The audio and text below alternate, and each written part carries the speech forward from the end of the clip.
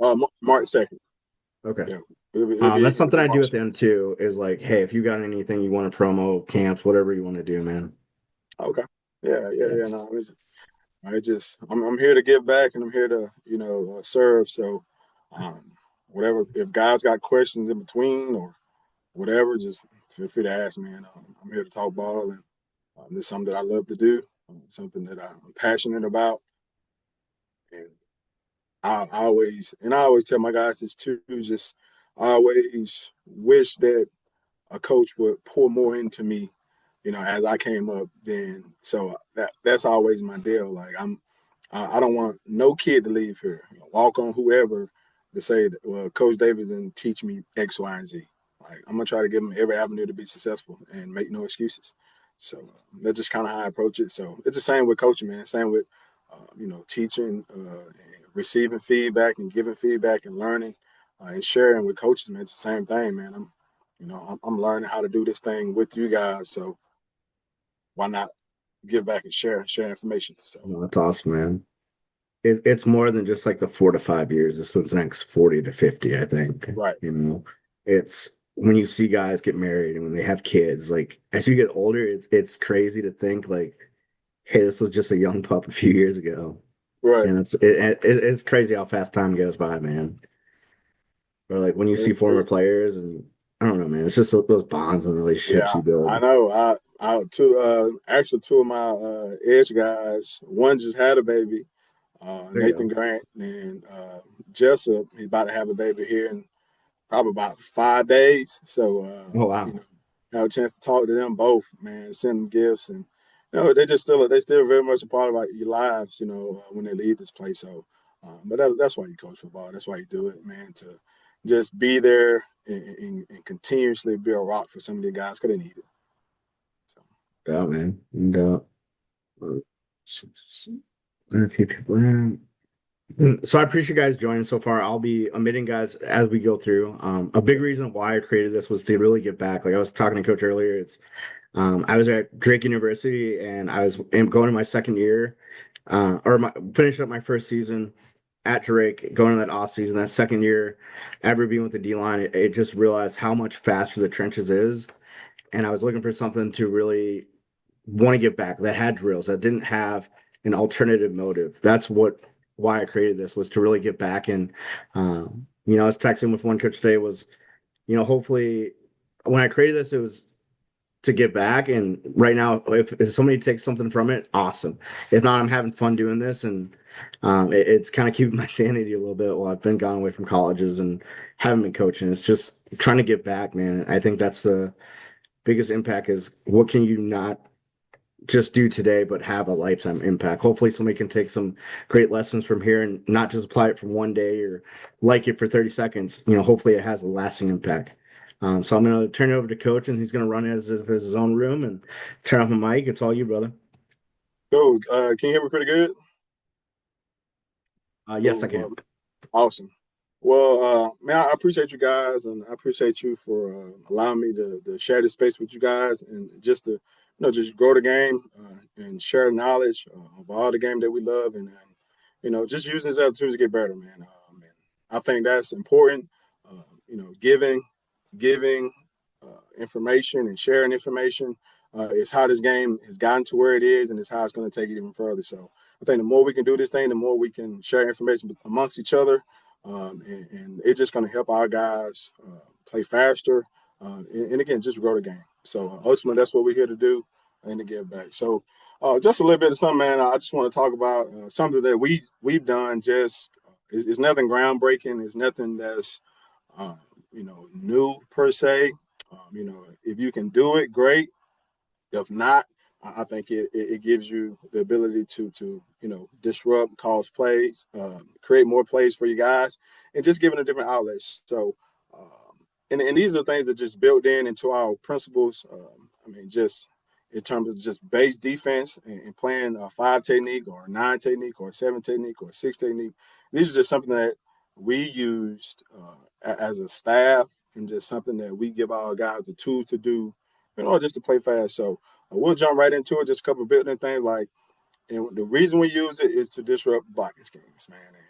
to do that in a multitude of different ways, instead of doing the status quo, right? So, offenses practice, O linemen practice certain ways, right? They practice with guys sitting on the line of scrimmage, striking with hands and feet, and really creating knockback, right? So this is just a tool that you can use to just kind of change it up, and kind of to that second point of why we do it, just to give our players tools for success, right? A lot of times, sometimes we may not have the most developed guy physically just yet. And you need to give him outlets and answers for him to have success. And these are just a couple of things that we do to try to do that. Then also within that, just teaching them football, man, just understanding, your part to the whole of the defensive structure, right?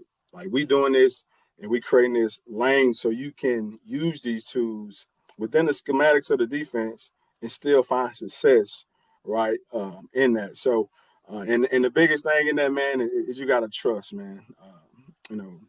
D line is about trust. They got to trust the coaches, and obviously, the guys going to have their natural instincts, right? But in doing this stuff, man, you got to trust the answers, right? And you got to execute the assignment. And what I mean by trusting the answers is, as coaches, we're problem solvers. Like we're constantly solving problems, So it's we don't sat here and we don't gave you all the problems and we giving you solutions, right? So the biggest thing is you got to trust those answers and execute the assignment. So we'll kind of just roll on to that off that point, and we'll get into kind of the first one that we do, and that's the quick 6 and quick 7 technique. So, and all it is a change up, man. It's a change up from playing with base technique, like I said, just playing that, normal hands and feet, man, and just setting that point, creating knockback. It's just a change up. This allows your guy to be more aggressive at the point of contact. But in doing that, right, just like with everything, like you have rules, right, that's going to help you execute it within the structure of the defense. So what are those rules? So when can you do it and when not to do it? So you got to give them two ways. And the ways that we do is if you have any inline tight end, right, whether that guy's in the ground or a sling set, right, whether that guy off the ball playing at your position, and with the running back, and it's very critical, right, with the running back to his side, right? So that running back got to be tilted to the tight end. I think that's when you have the opportunity to play quick, right, instead of your normal technique, and to speed it up and allow you to be more aggressive at the point of contact. So then when not to, right? So you give them when they can do it and when they can't do it. So this, again, understanding part to whole, right? Understanding just football in general in terms of formation, backfield sets, right? I'm really big on teaching those guys that and identifying that pre-snap so they'll know, hey, this is a set that I can quick this. And I know, like, well, I can't really quick this right here, right? So you can eliminate the plays based on the formation. So we just try to give them different tools to help them win that. So, but we're not too, man. Any inline tight end or sling, right, with the running back away. So you want to do this with the running back tilted, right, to the side of the Y with his inliner off the ball. You kind of want to stay away from it with the running back away, right, because a lot of times you want to play that, you want to have that guy playing a little bit more vertically, and that C gap is creating knockback and making sure everything falls off the table to the field. But not saying that you can't do it. Like you can't do it. It's several instances in several games where we activated that guy opposite of the with the running back opposite of the tight end just because of plays that we're getting like the power and whether it's counter that way. So and they can be disruptive in those manners too. So it's always based on your breakdown and your study and what you're getting from offenses and but just a traditional run, your zone cuts, same size zone, zone read, arc, right, things like that. This is just another way that you can use that to really be disruptive in that. And we find some success doing it. It allows our guys to, have TFLs and things like that. So the coaching points, right? In that, two things, right? The footwork part of it and the releases, right? It's very critical. So the footwork that we use, and I use it in all of my standard teaching, it's just a step together, right? And what I mean by step together, and we'll kind of get to the film here shortly, but I'm stepping to come to balance for contact, right? So if my C gap is occupied, right, whether that guy's on the ball or off the ball, right, I'm always stepping together for contact, right, for that guy to try to cut me off or block me, but I'm expecting contact, right, from my C gap, right? So just step together in there to come to balance, right? Then and the second part to that is, as I'm stepping, right, if you don't get blocked, right, I'm able to have nice square footwork, right, not being too wide in my stance and my steps, right? Just having a good balance and base to be able to really defend the C gap at a high level. So that's the footwork we use. We call it step together.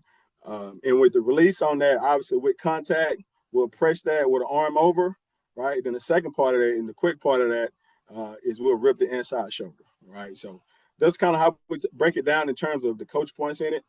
I kind of rolled through the sled here to let you guys kind of see the film of it and kind of how we piece it together. So right here, I'm just doing this off of a 4-man. If you got a 4-man, a 5-man sled, it's beneficial. Use it, and I do this from a 2-point stance. Right, I don't do it from a 3-point. Like a lot of my extension stuff, I do from a 3-point. But in terms of just moving and engaging this sled, I like to do it from a 2-point because you'll see even once we get into the game film that as these guys they come out of their 3-point stance, whether in a 3-point stance or a 2-point stance, they always find themselves in this position, right? Of this, just in a good balanced stance. They're low, they're not high, right? But they just kind of right off in that drive phase as they coming out of their stance. So I like to do this from a 2-point stance, but the biggest thing is you want to have whatever side you start on, so left or right, you want to have that inside leg up, right? And that's the foot that you're going to step with, so you don't create any false stepping, right? So you'll see this how I roll it. This is D-Walk here. He's stepping, right? You can see him stepping with his inside foot, right? He's gathering, coming to a balance, and he's striking right here, and he's just working a quick arm over, right? You can see that. So, and we'll just go down the line with this, right? He'll just go down the line on the 4-man, right? Then about once he gets to that third bag, right, we'll let the next guy go. So, and this is just continue. This is something that you can do pre-practice. These are low maintenance, what I call low maintenance drills, things that don't require your guys to be full speed, right? Maximum effort. These are kind of really low control, focus on technique, focus on footwork, right? This allows guys to do that. So we'll do that. We'll go all the way down through it, right? But you can see he's stepping with a lead leg, striking right, working the arm over, right? That's how we defend any blocks, whether it's from a 6 technique or a 7 technique. We're going to step, come to balance. We're going to strike that guy. We're going to work a quick arm over, right? That's the technique that we like to use. Off that, just base technique. Boom. Then you see Justin coming here doing the same thing, right? Look at Justin's foot.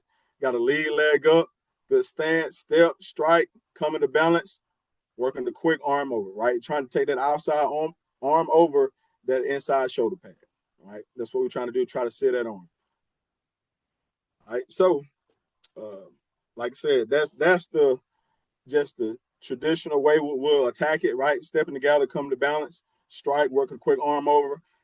Then the other part of it, we'll just rip the inside shoulder. And it's just I just made this little PVC pipe right there in the background. We got a shoot that we like to work on it, but I like the pop up, not the pop up, but the PVC pipe. Honestly, just because it's very flimsy, right? It's not, if you hit it, it'll fall over, right? So this really helped guys to really understand how to attack space, right, and not really make contact with that, right, knowing that thing could potentially fall over. So all we're doing is just stepping right, inside leg, same thing. It's still a step, inside step to the near hip, right? He's just working to finish, right? Working to rip and finish. Again, another drill you can do pre-practice, right? Get your guys warmed up, just working movements. I know a lot of you guys probably moving you guys defense, but just stepping and ripping, right? And just working to finish on the tackle, right? Something low, nothing where they got to really strain, but just working the steps, working, finishing on the bag and the tackle. You see guys execute that, just working a nice sound tackle, stepping and ripping, finishing on the tackle. Boom. All right, so we'll get into some film. So again, we'll be watching 8 over here at the left of your screen. This is against Oklahoma State.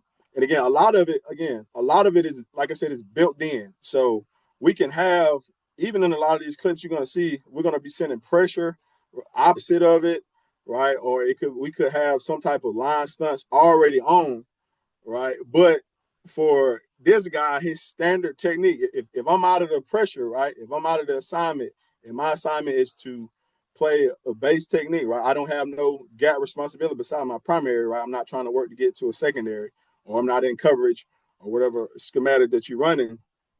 This allows him to change up. So normally right here in this look, right, you can see the tight end, right, and the back on the same side, right? That's the number one thing. You got to identify that formation. You got to see, okay, tight end on my side, back on my side, right? I know right now the possibility of runs I could potentially get, right? We think is zone cut, right? Some type of inside zone. They could run some type of same side power or anything like that. But primarily, the most standard run you're gonna get is some type of duo, some type of inside zone to that side. So giving him that freedom to do this. So you can see him here, right? Just like you saw him on the clip, right? He's square, he's stepping, he's gathering.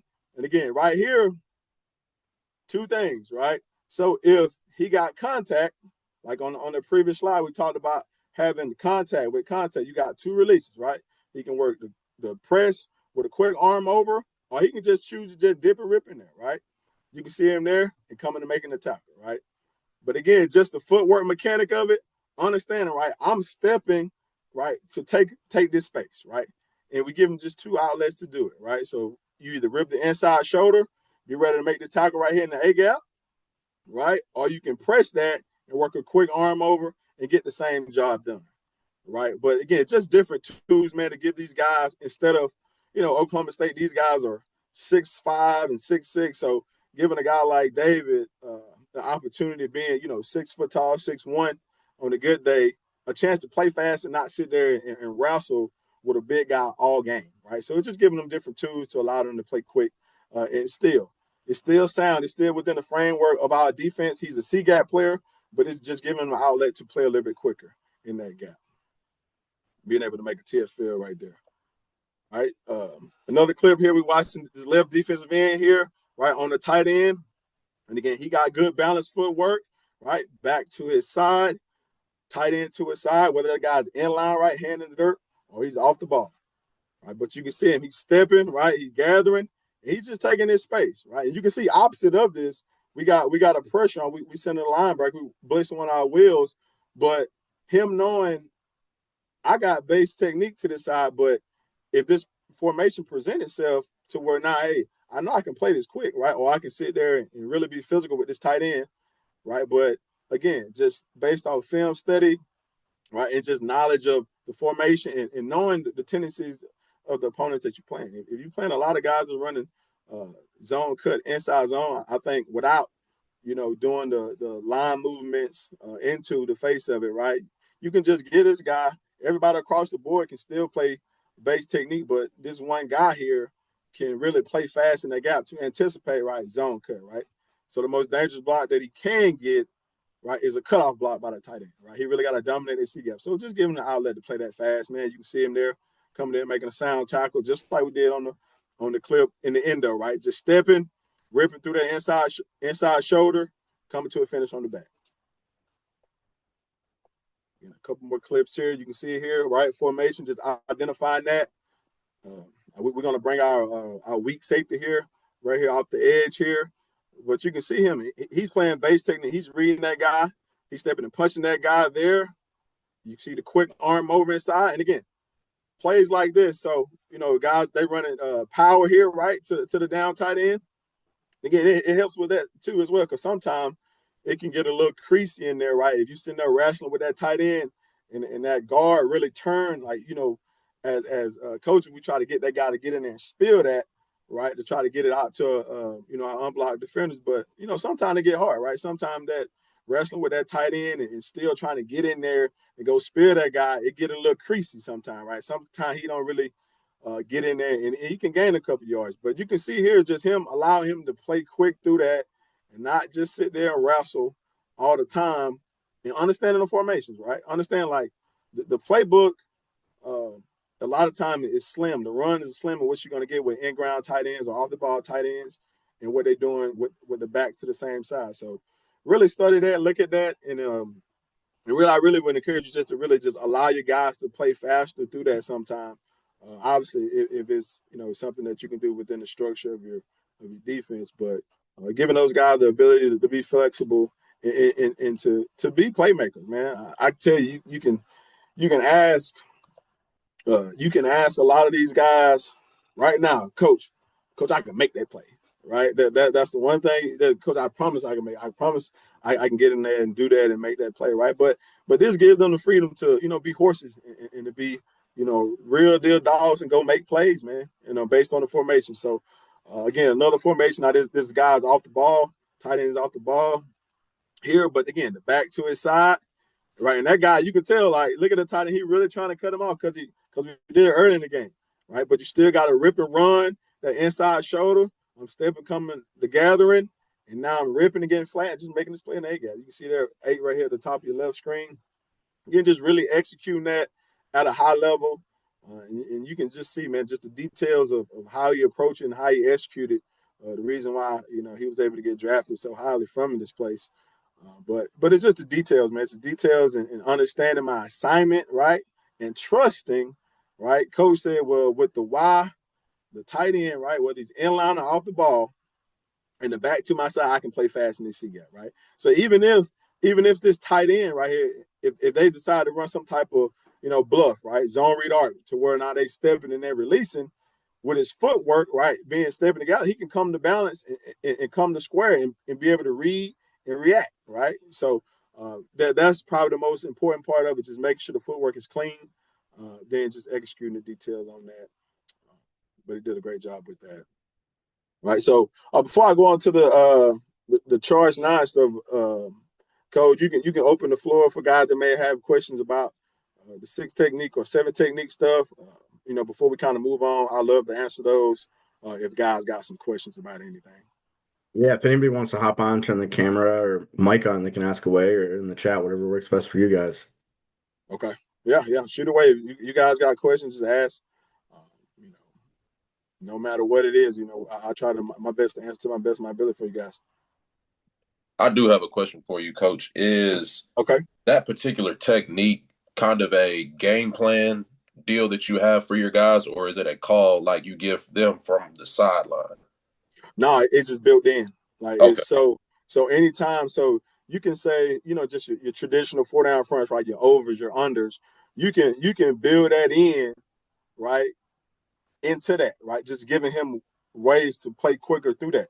So, normally if you playing a 6 or 7 technique, he's primarily designated at C gap, right? Your 4 down, where you cover 3 quarters, whatever it may be, but allowing that guy to, again, just play quicker in that gap sometimes would be beneficial. And he's not doing it every snap.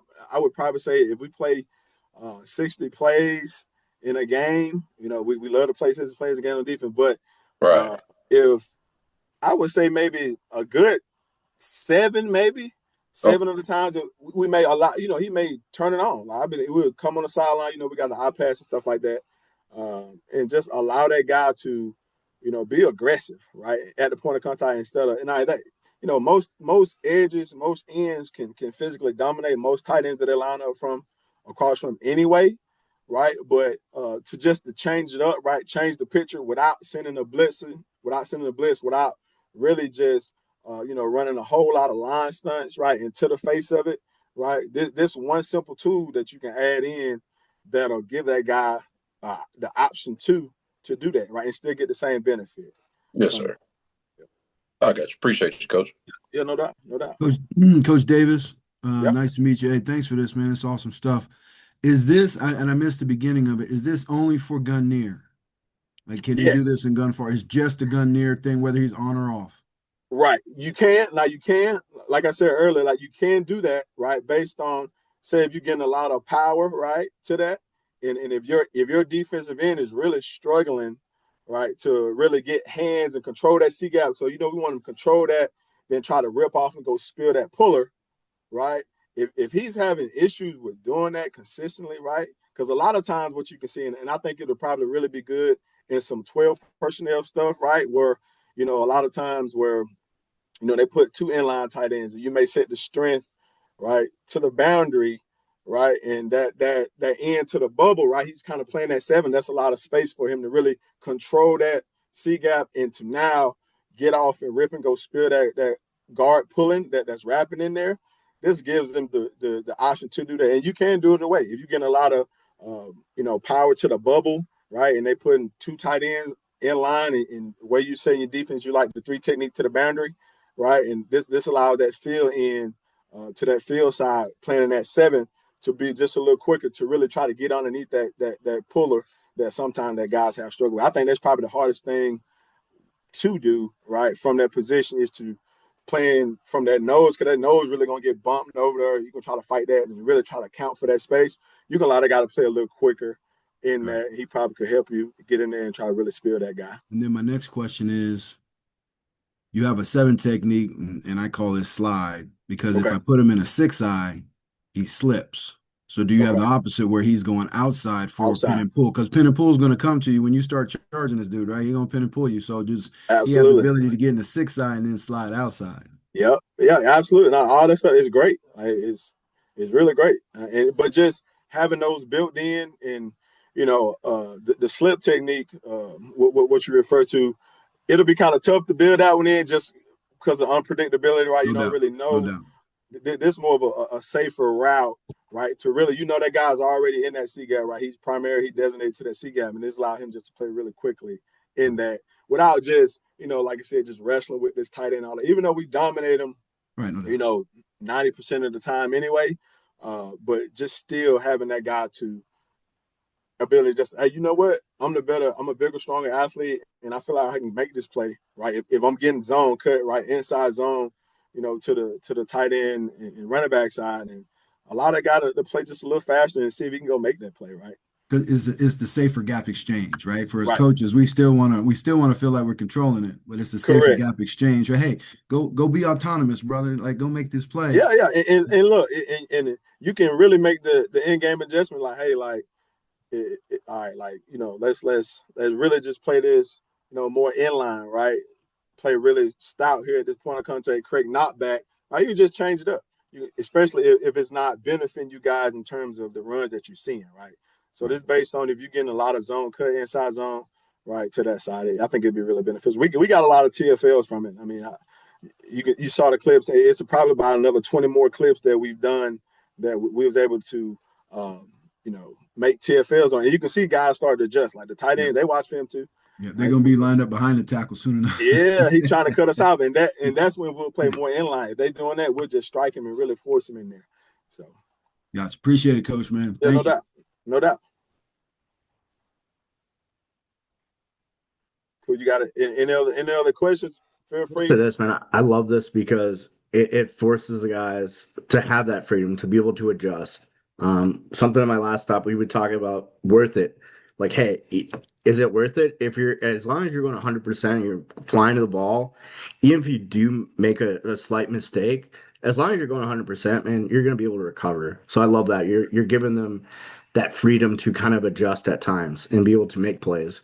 You can't let a dog be chained up all the time. You got to let him fucking run. Correct. Get after but that's why I, went from that first slide where you got to trust. Like, these are the answers. Yeah, we're going to ask you to, be stout and really play strong in that gap. But it's going to be times where, hey, man, like Coach said, in this formation with this set, I can play a little faster here, right? And that's where the coach-player trust comes in, and just trusting, like, hey, we giving you outlets. If you can't physically manhandle this guy, like, play quick, right? Play a quick 6 or 7 technique a few times to give you, some more success, right? And help that guy find some success. So, again, just probably in 2019, I had a chance to go down to Mississippi State and clinic with Jeffrey Phelps. I think they just came from Washington State, and they was doing a lot of slanting and a lot of moving. It was something that always stuck with me that he said, man. He always said, man, just go against the grain, like, and because I was asking why they move so much and people worrying about him being physical at the point of contact. But those guys were making plays left and right in the backfield. But he was just saying, traditional offensive prepare for the D lineman to do one thing, right? They prepare for that guy, if he get a down block, to get his eyes down there and sit on that line of scrimmage and try to spill that first puller, right? So just going against that traditional mode of staying in that mode and allow guys to play quick. And then it kind of just lead me to my next topic, with the charge 9 technique, and this is more than for your 9 techniques, your outside linebackers, the guys that line up on the edge, to the weak side of the defense is, again, instead of just playing this guy in line, same thing. It's just a change-up, man. It allows you to be aggressive. And the same thing, just like the quick sig, you all have rules, right? But the biggest thing on this is the aiming point, right? Your guys have to be honed in and dialed in to the aiming point, and it's off the tip of the back, right? Whether that back is near or far, or it could be no back, right? If it's no back, then you off the quarterback, right? So you off the tip of the back, all right? And the thing is, if the running back is to his side, right? So we want to be 1 yard outside of this, right? Mm-hmm. Outside his frame, or so this back is standing right here to the weak side. I want to be 1 yard outside of him and 1 yard behind him, right? And the reason why is you want to put that guy in that angle, right? To if they do in that read, if he do raise up and throw it, and you're gonna see a couple of clips here shortly where that guy he's in the read, right? But he's charging and he's on this line, right? He's on this line. He's able to disrupt the pass, and he able to fall back in on the run to make that play. So, but it's very critical that you really, really hone in on the aiming points of this. And guys got to trust. And again, I'm going to keep going back to it. You got to trust the answers that we give you. One thing, it may seem corny, but I tell my guys this, man, if I'm on my aiming point, right, I got it locked in pre-snap. I know where it is. When that ball is snapped, I don't care if the turf in front of you falls apart, right? It can be a big old pothole in the ground. You got to get to this point, right? And they laugh and they joke about it, but that's the level of, understanding and pace that you got to have to get there, right? Then if the running back's away, we want to be the inside hip of the quarterback. Those are the two aiming points, which are very critical. Just chasing the mesh. This allowed this guy to bypass pullers, right, and still be able to get in on that tackle, right, whether it's counter coming his way or anything coming back his way, allow him to make that play there. And if they RPO and throwing there. So, we really implemented this, with our 9 techniques. And the rules for him is when to and when not. He can do it anytime, man. The only time that he does not do it, and the only rules that we give him, kind of similar with the inline tight end and the sling to his side, if that guy blocks out, right? Because I'm already in the D gap, I'm already charging on my charge. But if that tight end blocks out and create wash, it just makes that tackle in that C gap just a little hard sometimes for our linebackers or safeties. It just depends, but I don't overcoach that. I allow them to really feel that, because you can really get off the ball and really get past these guys quickly, right? So sometimes that tight end may be already be buying, right? But as if this tight end is controlled, right? He's got his hand on your blade plate, and you want to shut that down and now start to squeeze that. But that's the only when not to for this charge technique. What you guys are about to see in this. And but again, like the biggest thing on this is the aiming point, man. You gotta hone that in. The guy gotta be 1 yard outside, 1 yard behind that back, and with the back away from him, he really got to be inside hip of that quarterback, really trying to disrupt the mesh point, right, and to be in on the quarterback for the pass. So we'll kind of roll through that. Let this slide through. All right, so the coaching points on this, right? Again, the pacing of it. Right. So again, we talked about the aiming points. You got to get there. You got to get there in a hurry. Like I said, if somebody can fall in front of you, you got to get there. Right. And they got to get there in a hurry. And again, the trust, right? We give you an answer. We're telling you the point, your set point, your aiming point when the back's to your side. We're telling you your aiming point when the back's away from you. Right. So we've given you the answers. Right. Now you got to trust that, okay, I got to do this way, right? And this is when I'll find success. So again, the answers, right? You're a pass first player in this, right? He don't have any designated run responsibility. He's a D gap player, so he's already probably the edge of the defense to that side. But this allows him to be aggressive instead of playing a track 9. So there's the other type of 9 technique we'll play track where it's just inline. Again, we just really setting his edge and really working angle for us and squeezing that C gap off. But then there'll be times where we'll charge that guy and get to these points. So we run 2 away. chase the aiming point, right? And you got 2 moves, right? 2 moves will work off of that double swipe, and we'll work a speed rip, right? And again, all of these is going to keep you on your vertical path, right, without losing speed. Those 2 moves are going to give you the chance to not push pull, not any of that, just a swipe, right, or speed rip around the corner, right? Because we want to maintain speed. We want to get to those aiming points in a hurry. So then I put there any pullers you just want to avoid, right, dip underneath, rip, right, and box the ball with your pace. All right. So and what I mean by that, you'll see a couple of clips of that. Again, we kind of talked about it earlier.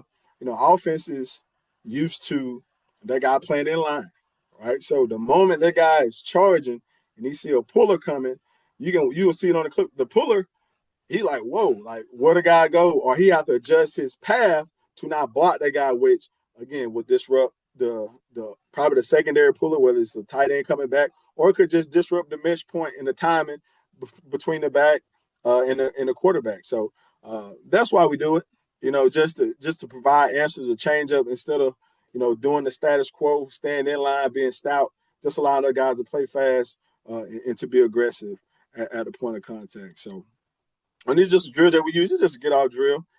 All this is we just getting off, right? And it's just working on the pace and all this. So I just got 4 guys up. There's a couple of D tackles in there as well, right? But we really just working this speed. We dipping that inside shoulder, point that toe, right? And finishing through the next bag, and you trying to catch the next man, right? I'm trying to catch the next man. So a lot of guys have fun with this. Again, like we'll work the speed rip off of this. We'll work the double swipe off of this. But again, just working on the pacing of that, right? And trying to get there. Again, just get off, man. Just train to get off and just understand, like, I got to get somewhere in a hurry. I got to be there quickly. I got to be there fast. And it's a race, right? It's a race. It's literally a race between me and the quarterback timing, right? And me or any pullers. You can see the guy's not ready there. He's late. He's already gone, right? So, but again, you can work that off that and just working that timing and dipping underneath that puller if you get one, right? And then you can throw the double swipe in there. Right? So we'll kind of get to it, the film here. But again, you can see David here, right, to your left of your screen, right? Backs away from it, right? So again, aiming point, right? Aiming point. We want to be the inside hip of the quarterback. So you can see 6 there.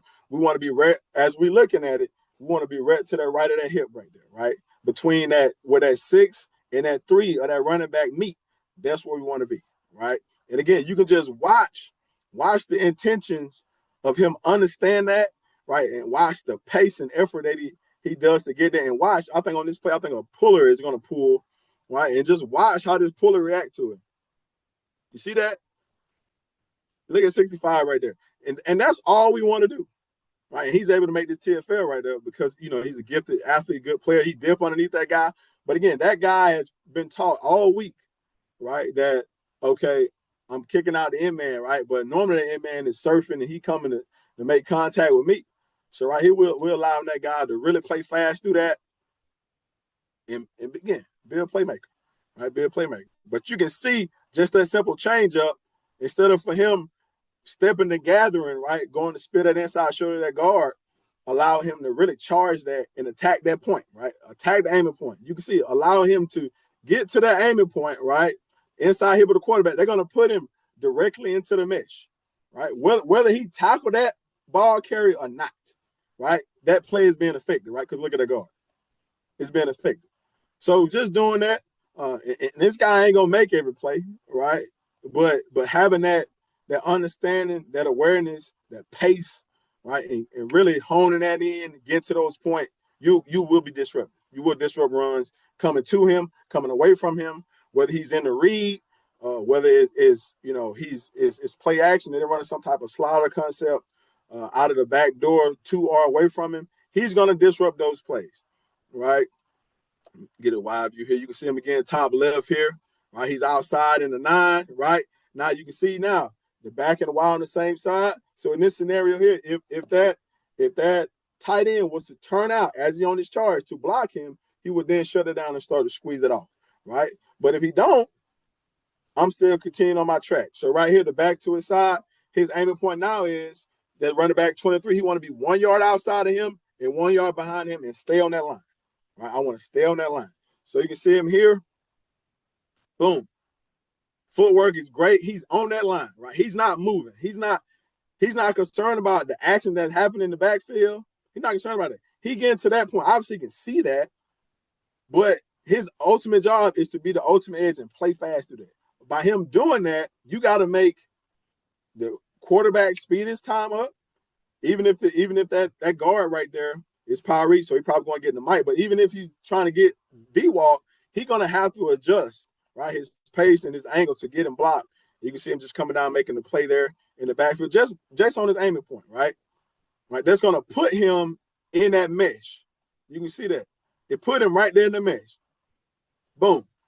That's where you want to be. But it's so critical, right? It's so critical that on the snap, he could have easily went inside to try to go make a play right there in the backfield, right? But he's trusting that this is coming to him, right? And understanding I got to be here. I can't be nowhere else. I got to be here, right? So you can see him execute that detail, again, at the highest ability, man. It's really impressive to see. But again, it's the focus, it's the intention, it's the understanding of the concept and what we're trying to do, right? And get to that point. So you can see it here again, right? Top left of your screen, right? He has the tight end. He has a back to his side. But again, the back is the indicator. We're off the tip of the back. Back to our side. I want to be 1 yard outside of him, 1 yard behind him. Okay? You can see it here. Again, same action. Again, just a slider concept. Now the quarterback has the ability to pull this, right, and throw the little flat route to number 3 coming across there with a lead blocker. But again, if you're able to get this done, you're able to cut that play out.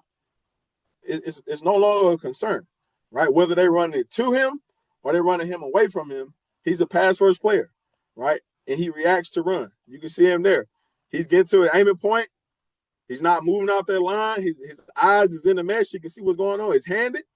And now he's able to plant and redirect and get in on the play, right? But I'm sure as an offensive coach, they used to that guy being in line, working the surf technique, right?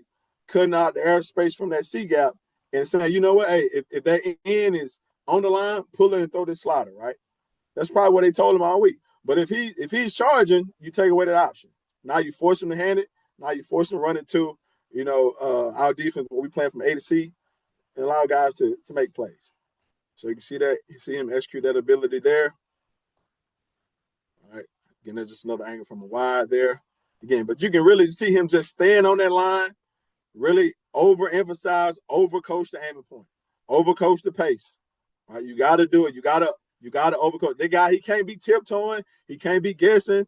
Again, if that turf fall apart in front of his face, he still better be there. Right? That's the type of detail, intention, and effort you got to coach that with in order to get the results. Right? In order to get the results of it. Right? You can see, and this is here versus Lindenwood. Top of the left screen here, we're in our odd structure. Right? A lot of this, we do it out of our odd structure, right? And we can't do it out of 4 down, right? But we still fit it in our odd structure as well. So we do it both ways. But you can see this guy, right? Backs away, right? So his aiming point inside hip, right, or the quarterback. And again, the O-line coach, you can see this right tackle, right? He's stepping to help, right? Because normally, right, he got time to fan out on that guy and block him. And normally he probably sit there and keep his outside arm free, right? But just doing that, you don't have time to help on this 4 and get back out to your work, especially when he's charging, he's moving at that pace. Understand? Watch him dip and get underneath there and really get to that aiming point, really get to that inside hip, right? You can see that. But again, these are just, again, obviously these are the great plays. These are the plays that's going to, make this PowerPoint. But at the end of the day, look at the offensive line, right? On all these plays that we've shown, all you want sometimes is just simple answer to disrupt the run. And it could be as simple as playing the charge 9 technique. It can be as simple as playing a quick 7, right, or 6. But you can see that guy chase the inside hip, get to the aiming point, finish on the ball carrier. All right. Top left of the screen here. This again is us doing our 4-down stuff. But you can see, right? He's a pass first play. He's getting an out block that look like run, right? Low hat to you. Normally want to set that edge, free outside arm, right? And maintain leverage on the outside. But right here, he's just dipping and ripping, working the speed rip, getting to that point. Obviously, they got an RPO on. In our star here, you can see him activate on the run, just make him hold it for just a second, right? Whether he's standing there or he's standing right there in the apex, right? Standing inside of 3. But if he's getting there, if that edge guy is getting to this aiming point, even if our star right there wasn't in the picture right there, even if he pumped his ball for a second, we should be all over, right? Again, this guy's primary job, right, is to be a pass rush player. So he's chasing RPOs, he's chasing sacks off the quarterback. I had a scout come in and ask about, they're asking about David, and they were saying, it seemed like he freelances a lot. Like, you just kind of out there just freelancing. He got no responsibility. I'm like, no, like this is built in for him to do that. It's designed for him to be an athlete and guys to capitalize, again, just off the status quo. And again, just building that in. You can see him finishing on the quarterback there, really chasing that inside hip of that back, bending and turning this thing tight. That's where he should be, right? Whether or not they hand this ball off here, right? He's still finishing right there where we want him to be, right? Because we saying, hey, you know what? 3, you can make that play right there on this back, right? On this zone cut, right? But if that quarterback pull and try to throw this RPO out, we got it. We're gonna handle that. And you can see it pay dividends right there for us. All right. Back to this again. You can see walk up here to your top right of your screen. Same deal. Back to his side. And again, they just running a slider concept to him. Look at the tight end. Again, he's not falling for any of that. I'm getting to my aiming point. And you can see that there. He's just there, right? So again, this is the call play, right? This is a call play where they're gonna throw this regardless of what he's doing, right? Offensive have plays like that where it's gonna be called, executed. But just doing this allows him to be in that window, right? So the back to your side, I'm 1 yard outside of him, 1 yard behind him. The reason why is because when his quarterback pulls it out of that mesh, we're going to be in between him and that line of that mesh where he has to deliver this ball. So he literally going to have to either readjust, right, his body or run and throw it, right, or he's going to have to throw it over us, right? You can see him there. Can't adjust. Full speed. He's at that aiming point.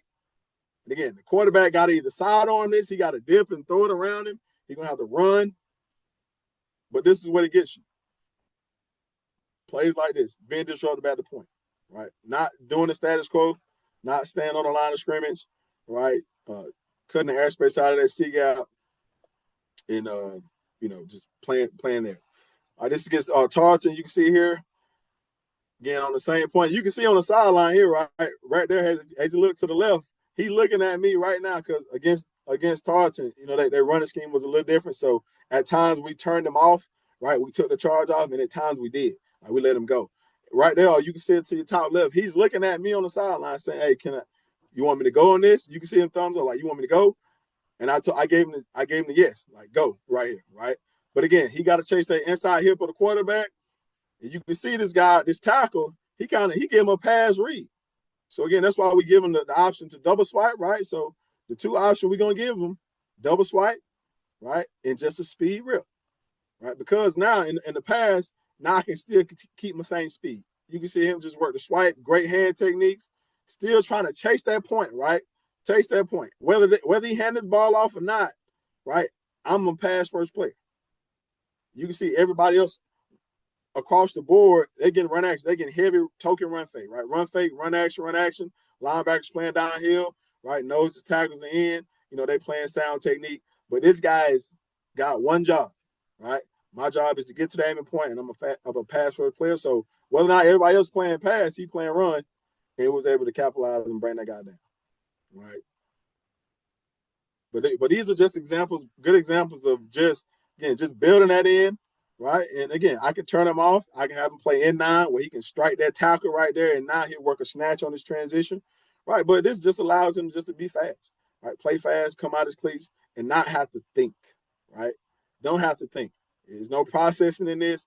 I get the aiming point pre-snap, and I go execute. I trust the answers. Either I'm going to throw a double swipe if I get a pass set, or if I get any run away from me or run to me, I'm speed ripping to get to my aiming point. We can really see him execute that. All right. Again, this is probably one of my favorite clips of this. Right here, you can see him. I'm going to go to back shot here so you guys see that. That's him at the top left of your screen, right? Backs away, right? So he inside hip of that quarterback. And you can see, again, another slider concept, right? Where they trying to just get number 2 to the boundary, to the field, and the flats. But you can really see him work the speed rip. He's dipping and ripping underneath that guy, right? He's getting a run read, right? That is run. That's low hat to him, right? But again, his aiming point and his assignment is to be a pass first player. And you can really see this. I'm going to try to slow this down for you here. But right there, he's able to affect this play and get a tip on this ball. Even though the ball get out there, he's able to get a tip on that and to just disrupt this play. Again, it's just a call play from the offense. But him just, again, going against the status quo, right, working the charge technique here, he's able to affect that play by, again, trusting the answer that we give him. Right? You got to trust, hey, coach told me to get to the inside hip or the quarterback. If the back's away from me, if the back to me, I got to get 1 yard deep, 1 yard outside of that and just deliver, right? Deliver. And do it with a pace, right? Not standing there, not pulling this guy, not stopping my feet. Again, I got to get there with a certain pace, with effort. And again, but you got to drill it. You got to drill it. You got to drill it.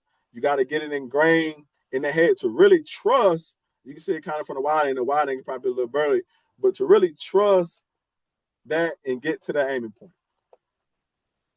You can see Sam here, top left of your screen. Again, same team, right? We've seen the same outcome, right? Now that tackle just a little quicker, trying to hinge out and get to that guy. Again, you can see another slider concept. Again, it's probably one of the most common plays in football, right? But you can see my end at the top right there, right? He's surfing and he's spilling, right? He's playing normal technique, right? He's doing what we normally ask him to do, right? Close that C gap, get your eyes down the line, anything come back, spill it, right? But opposite of that, right, we got the outside linebacker working the charge point, right? And the back in the pistol, if the back's in the pistol, we treat it just like if the back was away from it. We got to get the inside hip of that mesh, right? You can see again, cashing out. He didn't do nothing spectacular.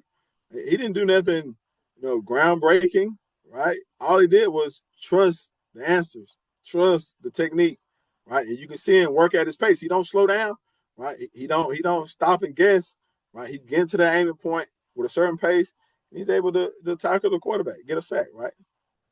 But again, just teaching it, honing in, trusting it, and just building your defense around it where, you got guys like he protecting in his B gap, right? It's a 3 technique right there, right? Now 4 down stuff. And our odd stuff, right? Our linebackers be playing A to C. So he's protected in the C gap as well if there's a Y there. So you can build it in there, allow guys to play fast, man. And it paid dividends for us on multiple occasions, right? Yeah. So, yeah, man, that's what I have for you guys, man. Again, just a tool that we use, something that was just built in within the core of our defense for, your 6 and 7 techniques. Then obviously I coach both guys, the outside backers. So giving those guys the opportunity, man, to really play fast and to be aggressive, and go against status quo. Anybody got questions for Coach about that?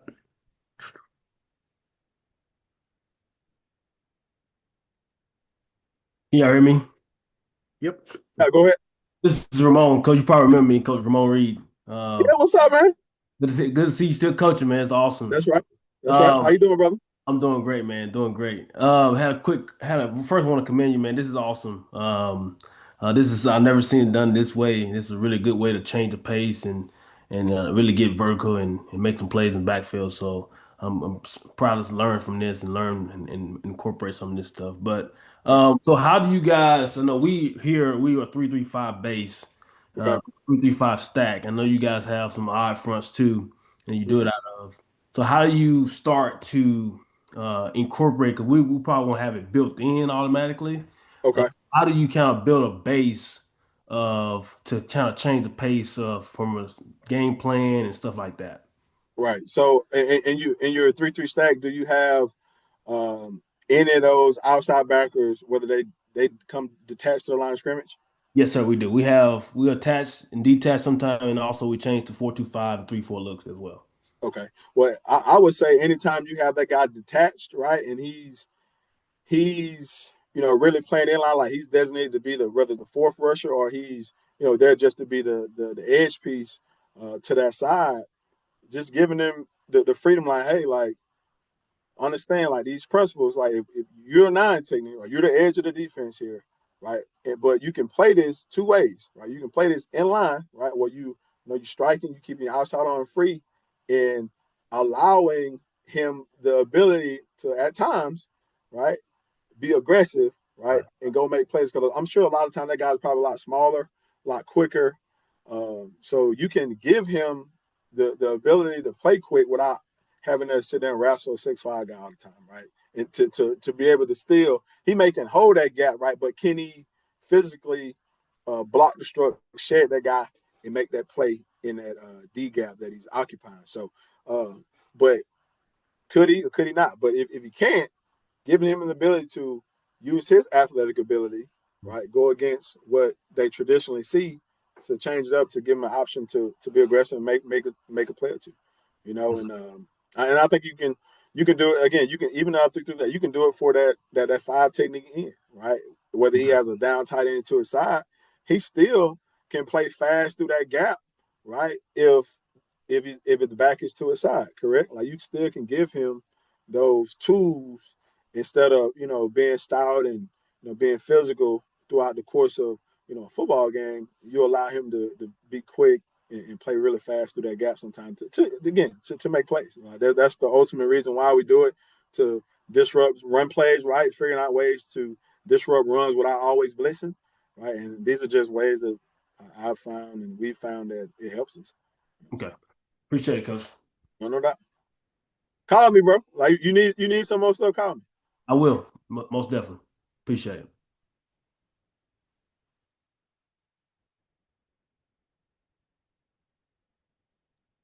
Anybody else got questions?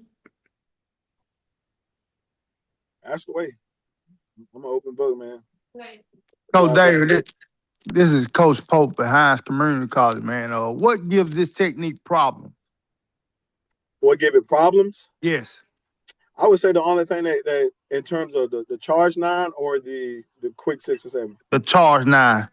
Right. I would say the one thing that will probably give it problems is if that, and I wouldn't even say it's a problem, but just having that Y in line, just blocking out. But again, that guy still has to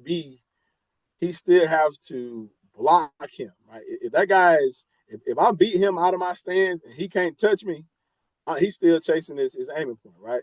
But if you got a guy wide enough, like alignment wise for that tight end, if he block him and he's designated to block him, then yeah. But if we forcing the offense to do that, then that's the goal, right? We want them to adjust to us and not us always adjust to them, right? So I think that's kind of where that principle comes from.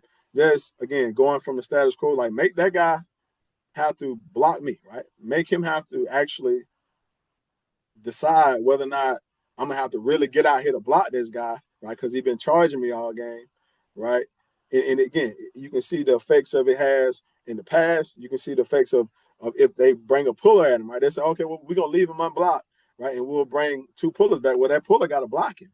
Like, if he don't block him, he's either gonna be in the mesh of the quarterback and the running back handoff, or he's going to dip underneath that guy and make the play, and not allow it to get outside, right? So I think, it has its issues in terms of just spacing sometimes. Like, if you putting that wide, really wide, and you think we're gonna we'll just get inside of him, right? But I think just having a D gap player block him, that's the only way you really can slow him down, right? Just based off his rules, because we don't want to be too wide, and now they run plays in the C gap that could, kind of get a little creasy just because we're really chasing that aiming point, and we're not designated to stop and fit the run. We're trying to get to a certain point on the passer. So. Appreciate it, Coach. Yep.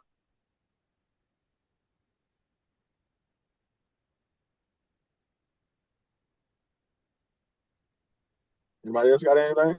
Ask away.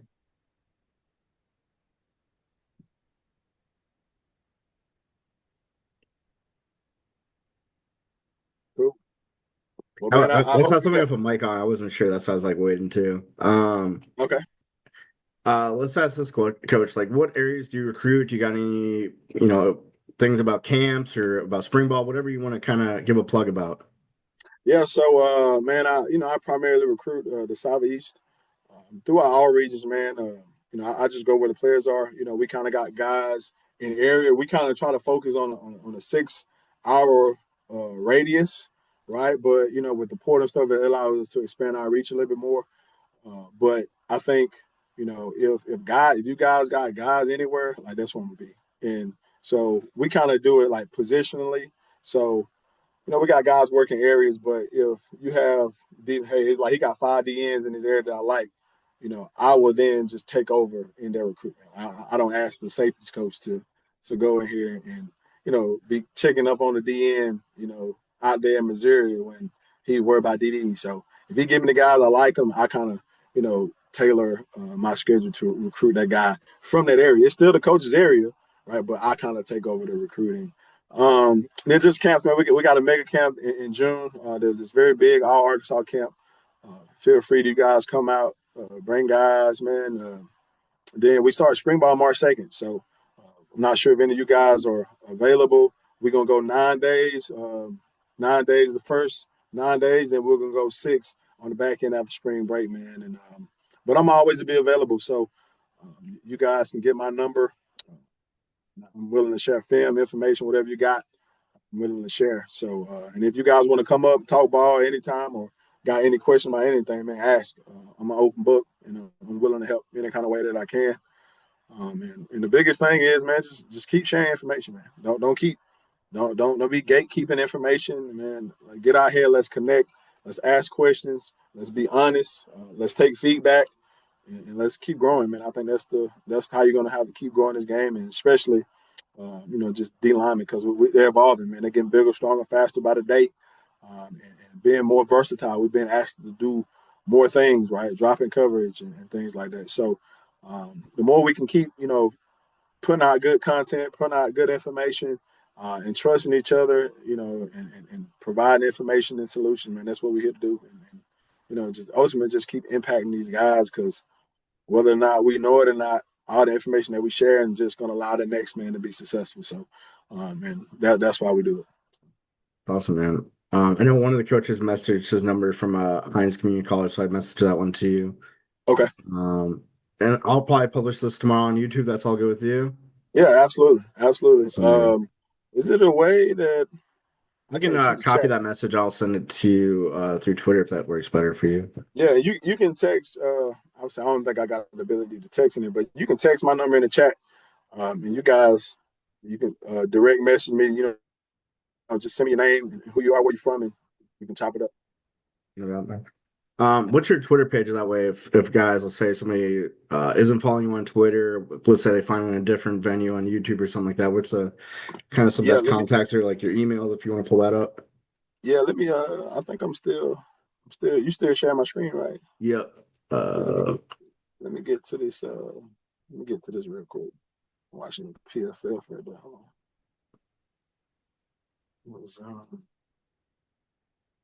Right here.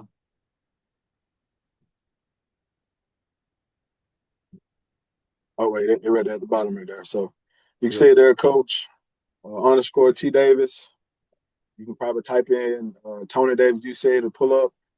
My email is TL, right? T as in Tony, L as in love, right? Davis@uca.edu. So you can find me there. But that's my Twitter, man. You guys follow me. You can direct message me on there.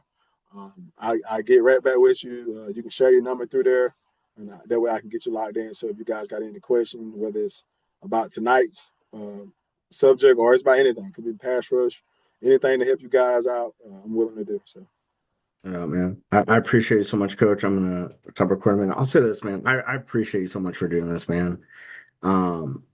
And I appreciate when I was at Drake and I hit you up about Tarleton. I hated that slow mesh.